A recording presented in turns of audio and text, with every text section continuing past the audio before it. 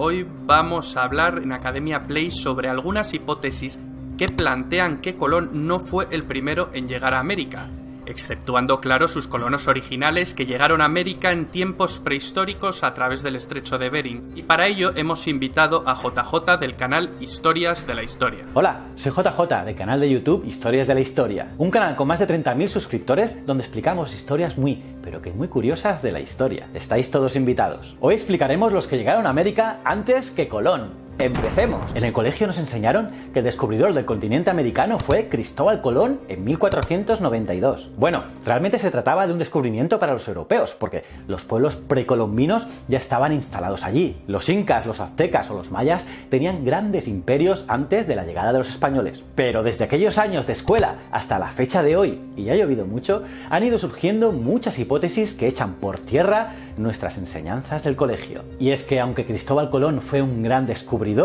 y su hazaña es incuestionable, pues además supone el encuentro definitivo de dos mundos hasta entonces aislados, pero quizás no fue el primer no nativo que puso pie en el nuevo continente. Entonces, ¿y si no fuera el primero en llegar? El descubrimiento de América deja muchísimos interrogantes. Existen muchísimas hipótesis al respecto, unas más sólidas y otras más peregrinas. Aquí os exponemos algunas de ellas y que cada uno saque sus propias conclusiones. La primera hipótesis, la más cercana a Colón, es la del protonauta o piloto desconocido. Esta hipótesis surge a partir del misterio que supone la conjetura por la cual Colón conocía la distancia precisa en la que se podía encontrar tierra en el extremo opuesto del océano. Además, parece ser que tenía conocimiento de la ruta por la que transitar para llegar a dicho destino. De ser considerada cierta esta hipótesis, se postula la existencia de un piloto desconocido con quien habría contactado en Madeira. Este piloto anónimo se supone que fue un náufrago que reveló a Colón el camino. Sin embargo, puede que no sea más que una leyenda relatada por algunos cronistas. El nombre atribuido normalmente a tal personaje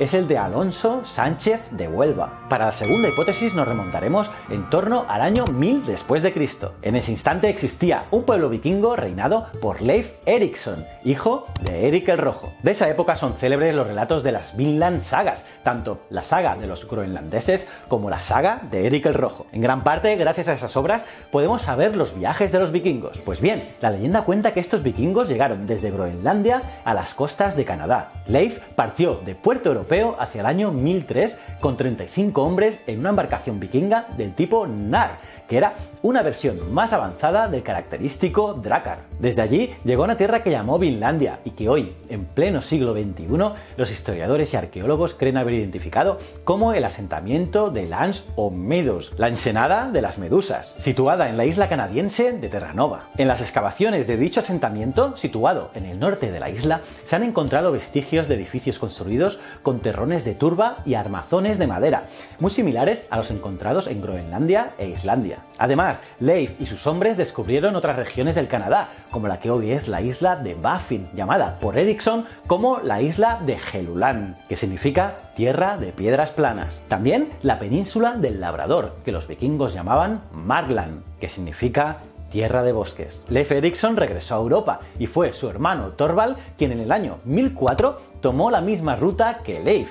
Allí fue atacado por los indios nativos de Norteamérica y resultó muerto. Años después fue Thorfinn Karlsefni quien retomó la exploración americana de los vikingos y partió hacia aquellas nuevas tierras con la idea de crear una colonia fija. Poco tiempo después nacería el primer europeo americano. Se trataba de Snorri. Los vikingos además exploraron el río Hudson y Long Island, pero no todo fue un camino de rosas, exploración y aventuras. Los indios plantaron una fuerte oposición a los vikingos. Además, la falta de mujeres hizo que hubiera una fuerte tensión sexual en la expedición que provocaron luchas entre ellos. Finalmente, la colonización vikinga del Nuevo Mundo no prosperó. Sobre el año 1300, las hambrunas, las inclemencias del tiempo y los ataques de tribus hostiles como los Mi'kmaq o Surike, llamados Skraeling por los vikingos, llevaron a los vikingos a retirarse de Vinlandia. Para la tercera hipótesis nos tenemos que remontar a la China de principios del siglo XV. Allí, Zheng He, un militar, marino y explorador chino, era especialmente conocido por sus expediciones navales realizadas entre 1400 1405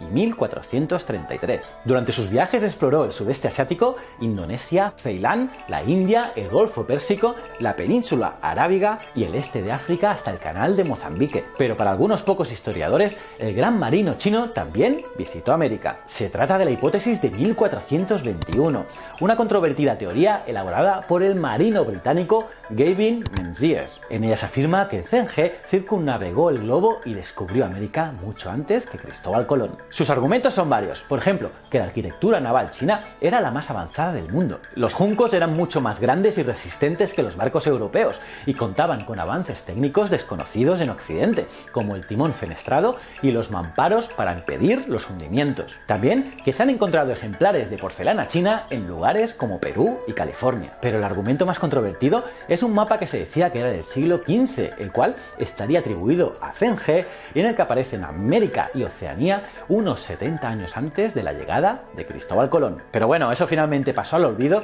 cuando se descubrió que aquel mapa era una copia de otro mapa del 1763. Otra hipótesis china, y ya vamos por la cuarta, es la del legendario explorador Hui Shen. Shen era un monje budista que en el año 499 después de Cristo describió un país que visitó llamado Fushan. Este se encontraba al este de China a más de 8.000 kilómetros de distancia. Curiosamente, si usamos la herramienta de medición en Google Earth, esa distancia es la que separa Guangdong, el puerto principal de la Marina Imperial China, de Vancouver, Canadá, o también el estado de Washington. La historia cuenta que viajó por el norte cruzando el estrecho de Bering y desde allí llegó a costas americanas, primero a Alaska y luego hacia el sur. El orientalista Joseph de Guinness interpretó Fushan como parte del territorio del oeste de Norteamérica. Y bueno, aparte de vikingos y chinos, otras culturas afirman haber llegado a América antes que Colón. Quinta hipótesis. Si nos trasladamos a principios del siglo XIV en África, encontramos a Abubakari II, Mansa del Imperio de Malí. Abubakari fue un rey interesado en las expediciones marítimas. En 1310 envió una al Atlántico con 400 naves, compuesta por militares y representantes de casi todos los gremios, de las que solo regresó una. Pero ese desastre no lo desanimó. El rey se entrevistó con armadores de barcos de Egipto y de ciudades mediterráneas y ordenó construir mejores barcos y mucho más grandes en la costa de Senegal. Un año más tarde se organizó una expedición con más de 1000 naves y él mismo se embarcó. La tradición oral cuenta que llegaron hasta Brasil. En esta ocasión no regresó ninguna nave, pero permitiría dar una explicación racional a la existencia de indicios de civilización africana en Brasil previos a la deportación de los esclavos. Sexta hipótesis. A pesar de no haber pruebas consistentes, el mito del viaje de Madoc es importante a este respecto. Según algunos escritores de la cultura popular, Madoc ap Owain Gwynedd fue un príncipe galés amante de la navegación que llegó a América en el año 1170. Todas las menciones a Madoc son posteriores a 1492 y bien parece un intento de los ingleses de adelantarse a los españoles en ser los primeros en llegar al Nuevo Mundo. Séptima hipótesis.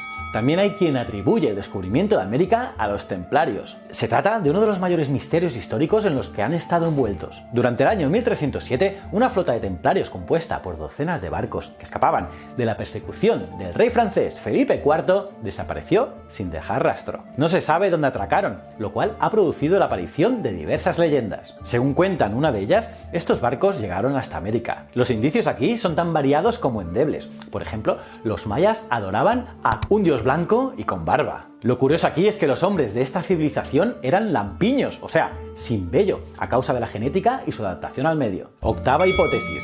No falta quien atribuye viajes a América a los egipcios, los fenicios y los cartagineses. El famoso etnógrafo y aventurero Thor Heyerdahl defendió la hipótesis de que los egipcios llegaron a América, por lo que en 1969 zarpó de Marruecos con un bote construido de papiro para cruzar el Atlántico y llegar a América. El Ra, nombre que le dio al barco réplica de una embarcación egipcia, no logró llegar a su meta. Sin embargo, en 1970 la expedición del Ra II sí fue exitosa. Ya veis que de historias hay muchas, algunas de ellas con argumentos muy sólidos, como la de los vikingos. En cambio, otras tienden a la fantasía, pero si lo pensamos bien, no es de extrañar que alguna civilización descubriese América antes que Colón. Que la Tierra es redonda es conocido desde tiempos de la antigua Grecia. En esos tiempos, la esfericidad de nuestro planeta estaba más que demostrada. Eratóstenes de Cirene, que nació en el 275 a.C., calculó la circunferencia de la Tierra en unos 39.600 kilómetros. Apenas 400 kilómetros de diferencia. Y ahora que cada uno saque sus propias conclusiones.